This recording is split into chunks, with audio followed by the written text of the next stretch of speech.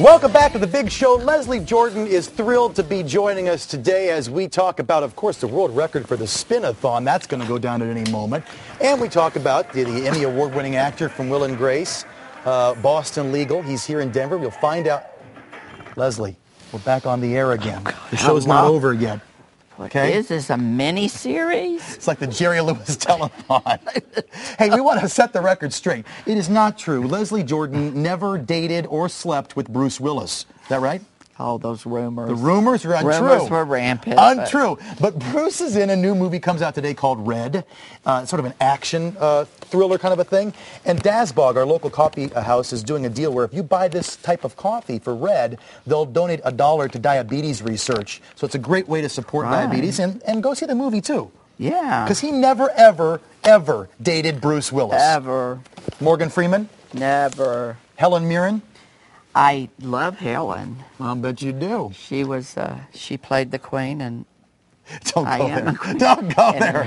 Whoop-boo! Hey, speaking of people that I love, and I'd like you to sing with me. I know you do a little singing. This guy is Denver's designer. His name's Mondo. He's done it again. Can we cue our Mondo theme music, please? Tell me when will you be Here we go. That's Mondo Guerra right there on your screen. Here we go. Tell me, Mondo, Mondo, Mondo. Yes, Mondo. Mondo. Mondo's not a hoe. Come on. Mondo. There you go. Adorable. Mondo is heading to Fashion Week. Last night he made it on Project Runway. He's in the Final Four. He's heading to the finale of the show. Mondo's made headlines for his designs and his courage in talking about his HIV-positive status.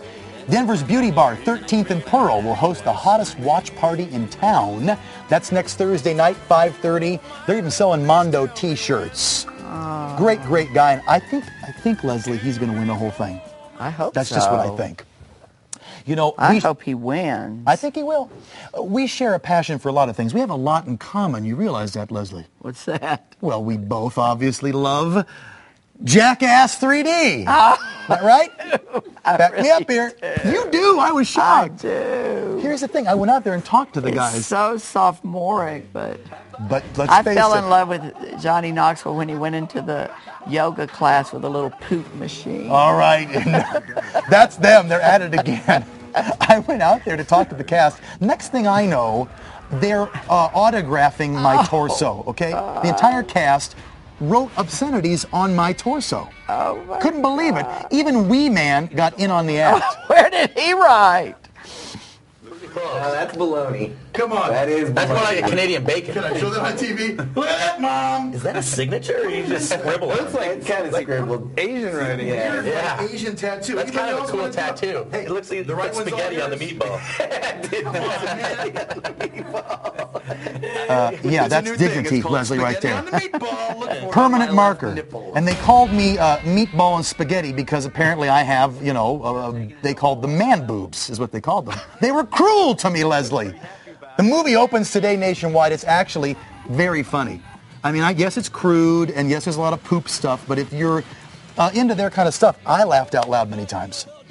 I really loved it. Leslie, you going to see it or not? Oh, absolutely. You going to go with me? Yeah. Yeah? Oh. All right. Oh, that's the poor parents. Yeah, I know. Here's the deal. faint. The one place you need to be tomorrow is right here in Denver, because one of Hollywood's greats, this guy, is going to be performing for a great cause, yes? So we'll talk about where you can see him tomorrow night, but let's talk quickly about what's going on in your career, because you mentioned Lily Tomlin earlier and your off-Broadway show. That was a big hit, wasn't it? Pink Carpet. It ran for 14 weeks, and we're headed to London. Really? So I go middle of November to do some publicity, and then I open mid-February, and we'll be in London for 5 weeks, and then I've been offered the lead in a Broadway show called Lucky Guy. Really? That takes place in Nashville in 1960 when the hair was really big, and my girlfriend is the queen of Nashville. I'm Big Al. I own the only car dealership in Nashville that sells cars that were previously owned by the country western stars. Come on down. Oh, I can't wait to see that. And my one. girlfriend is played by a 6'3" drag queen named Varla Jean Merman. Oh, man. And we're opening in April And so that's happening, and then I've got that movie coming out. It's going to be a good one, too. I want to ask you quickly, before we get to why you're in town, and everyone needs to come see this guy tomorrow, has it been hard for you to be an openly gay actor in Hollywood? Because to this day, there's a stigma. A lot of actors don't come out. There's an embarrassment factor. Has that been a benefit or a hindrance in your career? Well, it's kind of hard to come out when you've never been in. You know, when you sort of fell out of the womb and landed in your mother's high heels, and you've been on the prance ever since. So I'm a character actor. Right. You know, I don't know. I think probably my southern accent has been a bigger hindrance because that's something else I can't really get rid of. Sure, it's charming. And I went on Star Trek. I played one of the Ferengis, and they just hired me because of... You were a Ferengi on Star Trek? I was a Ferengi on Star Trek. One of the more famous ones, Cole. I had no and idea. When I opened my mouth the first time, everybody started laughing. It's a 5-hour makeup job. You lay flat on your back with straws up your nose, and the Ferengis are these, you know, characters out in space. And I, with my deep Southern accent, and the director goes, "Cut! This ain't Deep South 9." So... We got a gay Ferengi in the house, people. Hey, listen, I want to get to why you're in town. It is tomorrow night. The Rocky Mountain Arts Association is a phenomenal group. They support a lot of different causes. And tomorrow at 5:30 at Leo's Go-To in Riverfront, you're going to be doing an event to benefit the Rocky Mountain Arts Association, yes? Yes, there's drinks and hors d'oeuvres, and then about an hour of me, and there's no telling. You know, they just trot me out like this aging show pony and let me do whatever I want. There's no telling what you'll say up there. There's no telling, but it'll be parts of my one-man show, my trip down the pink carpet. I'm working on a Christmas show called Deck Them Halls, y'all. Well, that's good. And may try out some of that stuff. Who knows what I'll do. You know, we talked about bullying. Rocky Mountain Arts Association does so much to help empower youth. They're a great group, so it's a great cause and a hilarious man.